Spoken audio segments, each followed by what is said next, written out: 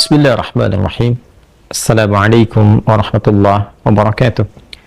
Alhamdulillahi rabbil alamin. Wassalatu wassalamu ala rasulillahil karim wa ala alihi wa sahbihi ajma'in wa ba'd. Saudara-saudariku dimanapun Anda berada, semoga Allah subhanahu wa ta'ala memuliakan, menyehatkan, melindungi kita sampai dengan detik ini kita dapat bersua. Dan lebih dari itu, semoga Allah subhanahu wa ta'ala senantiasa memberikan taufik, panduan untuk menjalani kehidupan di dunia ini agar mendapatkan rahmat Allah subhanahu wa ta'ala yang bisa kita bawa pulang menghadap Allah pada hari kiamat kelak, insyaallah. Teman-teman, malam ini di tanggal 26 Oktober 2023 Masehi, edisi spesial yang biasanya kita membahas Aqsa dengan cukup panjang. Kali ini kita ingin berbagi pesan yang sangat singkat, yang dalam singkat ini kita ingin mengingatkan baik kepada diri saya pribadi dan kepada kita semua tentang satu bagian dari ayat Al-Quran yang kiranya penting kita renungi, yaitu Quran surah ke-81 At-Takwir di ayat ke-26, saat Allah subhanahu wa ta'ala berfirman, Fa'aina tadhhabun? Maka engkau itu sesungguhnya mau kemana? Ayat yang singkat tapi begitu padat dan sangat mendalam, memberikan satu kesan yang cukup menusuk ke dalam jiwa setiap manusia. Pertanyaan yang datang langsung dari pencipta kita, sesungguhnya engkau mau kemana? Allah sudah menjelaskan mengapa kita diciptakan. Allah sudah memberikan jalan kehidupan bagi kita dan menerangkan konsekuensi di balik pilihan-pilihan yang kita tetapkan untuk menempuh jalan-jalan yang dimaksudkan. Bila benar, resikonya seperti ini. Bila salah, konsekuensinya demikian. Maka, di antara sekian manusia yang telah mengetahui semua konsekuensi itu, terkadang masih mengedepankan bujukan-bujukan atau bahkan pengaruh-pengaruh nafsunya agar bergeser dari nilai-nilai kebaikan, bahkan nilai kemanusiaan yang telah Allah tetapkan. Ketika Allah menyampaikan, tidaklah aku ciptakan jin dan manusia itu kecuali untuk menaati aku, untuk beribadah kepada aku. Jadi sifat menjalani kehidupan di muka bumi ini adalah dilandaskan pada kepatuhan kita kepada Allah subhanahu wa ta'ala. Kepatuhan itulah yang disebut dengan ibadah. Patuh, tunduk, patuh, bahasa Arabnya itu disebut dengan Islam. Jadi Islam dalam pengertian etimologi secara bahasa artinya tunduk, patuh, taat. Orangnya disebut dengan Muslim. Jadi setiap manusia itu konsekuensinya memang mesti patuh, tunduk dan taat kepada Sang Pencipta, yaitu Allah Subhanahu wa ta'ala.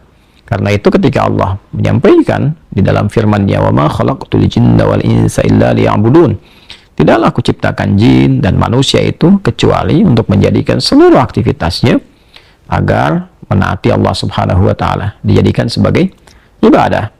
Jadi kita dari bangun tidur sampai tidur itu sejatinya adalah memetakan kurikulum untuk menaati Allah dalam bingkai ibadah, dilatih dalam bentuk ritual. Ritual itu untuk mengaktifkan titik spiritual kita, titik roh kita.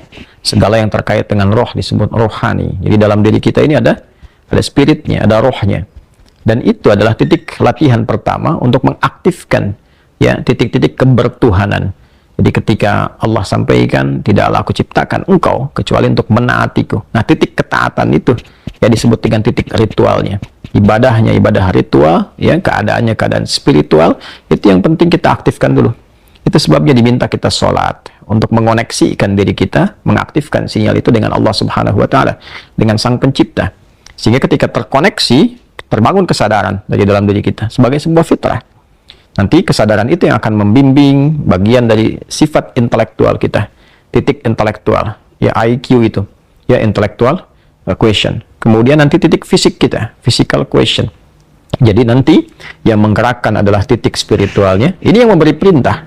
Kalau akal itu masih objektifnya normal saja, karena dia hanya mengkonstruksikan pikiran, mengolah data, ya, jadi informasi menjadi knowledge.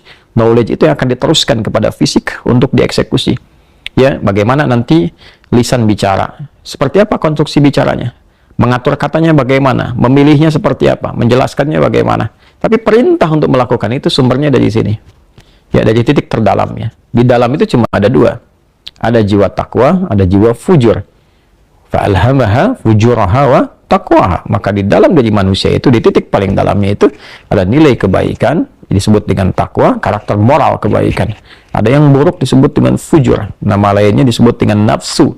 Karena dari fujur keluar su, melewati nafas. Nafas ketemu su, jadi nafsu. Quran surah ke-12 ayat 53. Wa ma ubarni'un nafsi innan nafsa la'amaratum bisu illa ma rahima rabbi.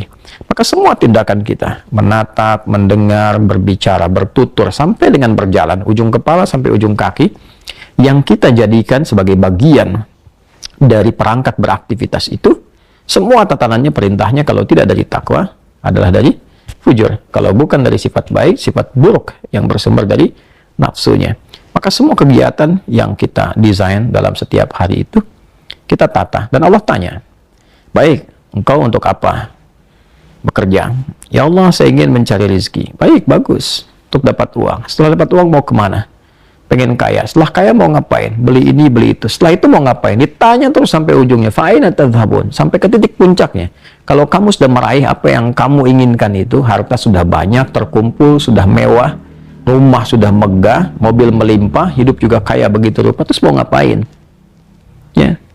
Maka orang-orang yang bingung pada akhirnya, dia mencari-cari ketenangan. Akhirnya balik lagi. Sudah kaya segala rupa, cuma cari ketenangan, akhirnya balik lagi ke desa, nyewa gubuk, nanam kangkung, nanam cabai. Terus kalau memang dengan seperti itu bisa bahagia, kenapa selama ini kerja keras mendapatkan sesuatu yang dikumpulkan? Balik ditanya, kamu kedudukan pengen jadi apa? Terus, yang di militer pengen dapat bintang 1, 2, 3, 4. Kalau perlu, jenderal besar, bintang 5. Setelah itu mau ngapain? Mau diarahkan kemana semua itu? Karena pada akhirnya semua bintang akan berguguran. Ya, wafat juga, meninggal juga. Kalau sudah selesai, purna, selesai. Demikian yang punya ilmu, punya jabatan, macam-macam. Mau diapain? Ya, ketika semua titik itu mencapai pada titik jenuhnya, di akhir itu akan balik kan. Ya, jabatan purna, harta juga jenuh, ya. Nah, di titik itu kita disadarkan. Ditanya, mau kemana? Maka dijawablah dengan jawaban yang sangat mendalam. Inni dzahibun ila rabbi sayahdi. Yang terbaik adalah katakan, saya ini menyiapkan bekal untuk berjumpa dengan Rabbku. Itu jawaban yang paling indah. Ya, jadi kalau ditanya, mau kemana hidup ini? Kata Quran, jawab, aku menyiapkan bekal untuk kembali dan berjumpa dengan Rabbku yang telah menciptaku. Dari situlah kemudian Allah katakan, aku berikan petunjuk kalau begitu. Yahdin. Ya, aku berikan petunjuk, kata Allah. Jadi orang-orang yang menyiapkan semua aktivitasnya dan dia lakukan untuk Allah, berjumpa dengan Allah, maka Allah akan berikan petunjuk dalam setiap aktivitas kehidupannya. Diberi petunjuk bagaimana mata memandang, telinga mendengar, lisan bicara, sampai kaki berjalan. Sehingga dia betul-betul menjadi pengabdi dari Rabb-Nya yang maha menyayanginya. Pengabdi disebut dengan abdun, jamaknya disebut dengan ibadun. Yang maha menyayangi disebut Rahman, maka disebutlah dia dengan ibadur Rahman. Wa ibadur Rahman alladzina yamshuna 'alal ardi hauna wa idza khatabahumul jahiluna qalu salama. Demikian di surah Al-Furqan itu. Itulah puncak yang mesti kita ikhtiarkan dalam kehidupan, yang kita selalu sampaikan dan komitmenkan sejak bangun tidur. Dan kita katakan, alhamdulillahilladzi ahyana ba'da ma amatana wa ilaihin nusyur. Terima kasih ya Allah, segala puji hanya milik-Mu yang telah memberi kesempatan hamba menjalani kehidupan. Padahal Engkau telah tahan nyawa hamba tadi dalam tidur. Sesuai ajal Kau berikan kesempatan. Hamba berjanji, ya Allah, hamba akan menyebar beraktivitas untuk mencari bekal menghadap-Mu.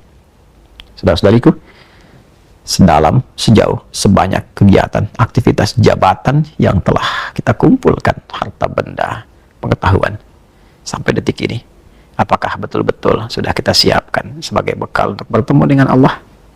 Atau hanya sekedar mengumpulkan semua itu tanpa arah, yang pada akhirnya bertemu dengan kejenuhan kembali? Renungkanlah malam ini, malam Jumat. Jumat saat manusia pertama diciptakan, diturunkan di surga, mengawali misi di dunia, diwafatkan, dan di titik itu kita akan berpisah dengan dunia. Saat azan berkumandang, nampak jelas seluruhnya. Semoga Allah muliakan kita. Selamat merenung. Allahu Akbar. Allahu Akbar. Subhanakallahumma bihamdika asyhadu an la ilaha illa anta nastaghfiruka wa natubu ilaik. Alhamdulillahirabbil alamin. Assalamualaikum warahmatullahi wabarakatuh.